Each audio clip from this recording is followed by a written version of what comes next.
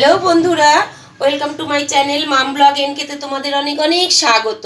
আশা করি সবাই ভালো আছো, আমিও ভালো আছি। আমি তোমাদের সামনে নতুন একটা রেসিপি নিয়ে এসেছি।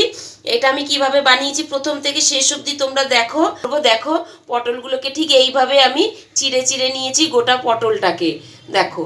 আর এর মধ্যে আমি নুন, হলুদ, মিষ্টি ভালো করে মাখিয়ে নিয়েছি। আর খোসাও কিন্তু পুরো আমি ফেলিনি, দেখো।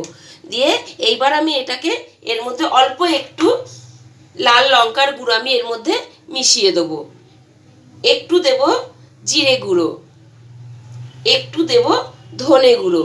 এগুলো খুব ভালো করে আমি এটার সঙ্গে মাখিয়ে নেব। মাখিয়ে নিয়ে চলো আগে তোমাদের আমি দেখাচ্ছি। তোমরা তো নর্মালি পটল ভাজা খেয়েছো মধ্যিখান দিয়ে ফেরে, এইভাবে একবার তোমরা একটু খেয়ে দেখো, দেখবে ডালের সাথে অসাধারণ লাগে খেতে। দেখো ওভেনে আমি সাদা তেল দিয়ে তেলটা গরম বসিয়ে দিয়েছি কড়াতে। তেলটা আমার গরমও হয়ে গেছে।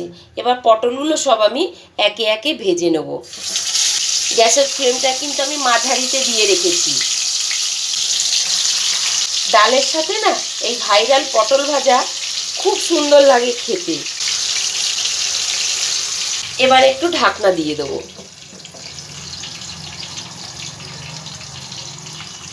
ঢাকনাটা এবার একবার খুলবো। এবার একবার উল্টিয়ে দেবো পটলটা।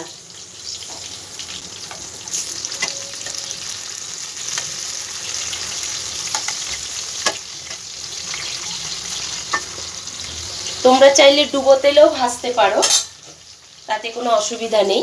আবার একবার ঢাকনা দিয়ে দিলাম। ঢাকনাটা আর একবার খুলবো, আরও আর একবার উল্টিয়ে দেবো।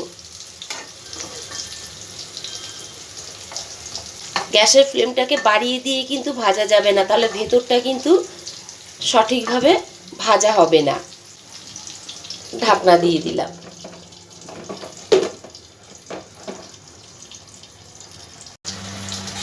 দেখো ভাইরাল পটল ভাজা আমার রেডি হয়ে গেছে।